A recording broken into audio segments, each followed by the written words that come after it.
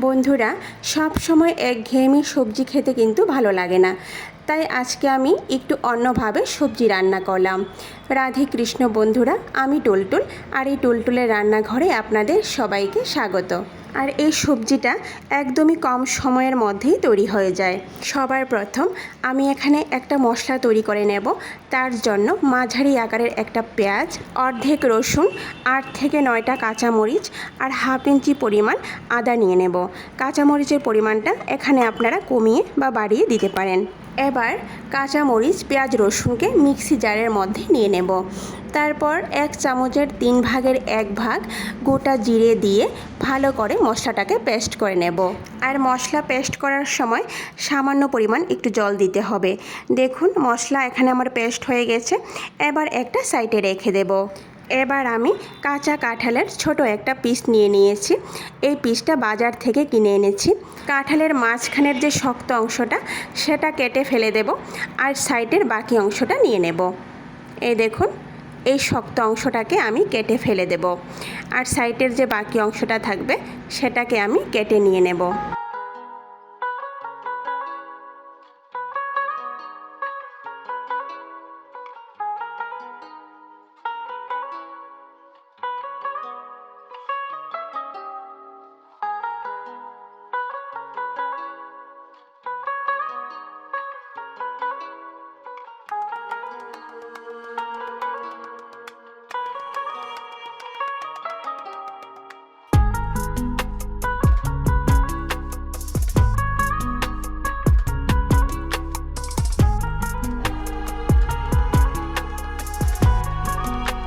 দেখুন বন্ধুরা, এখানে কাঁঠাল আমার কাটা হয়ে গেছে। এবার ভালো করে ধুয়ে নেব। ধোয়ার পর পরিমাণ মতো জল দিয়ে দেব। একটা মাঝারি আকারের আলুকে এইভাবে 4 টুকরো করে কাঁঠালের মধ্যে দিয়ে দেব। সামান্য হলুদ গুঁড়ো দিয়ে দেব, আর সামান্য পরিমাণ লবণ দিয়ে ভালো করে সেদ্ধ করে নেব। কাঁঠাল ভালো করে সেদ্ধ হয়ে গেলে জল ঝরিয়ে একটা মিক্সি জারের মধ্যে নিয়ে নেব।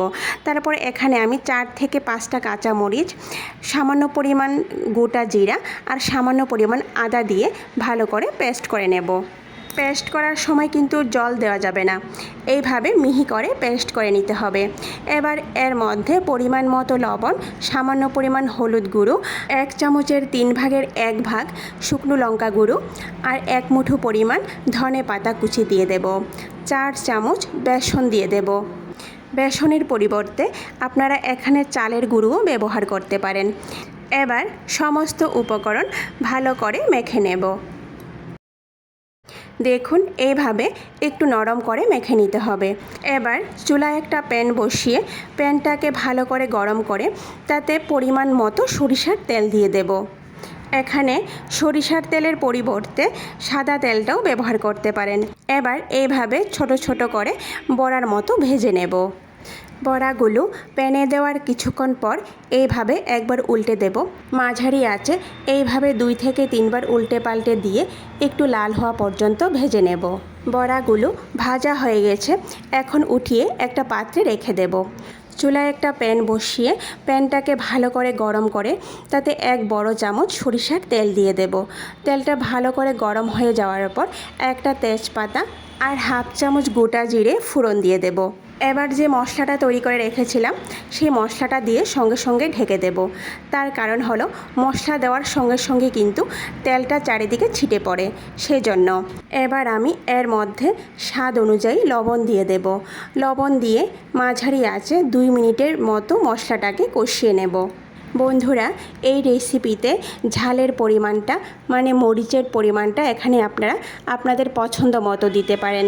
2 মিনিট কষিয়ে নেওয়ার পর এতে মশলা অ্যাড করে দেব।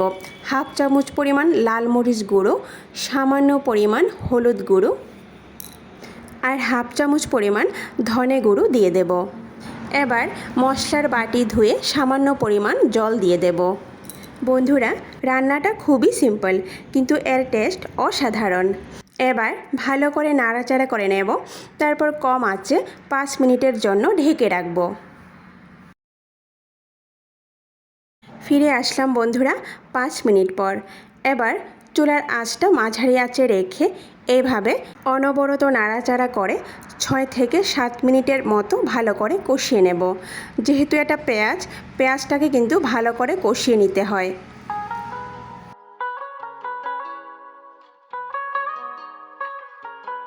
দেখুন বন্ধুরা, মশলা এখানে আমার ভাজা হয়ে গেছে।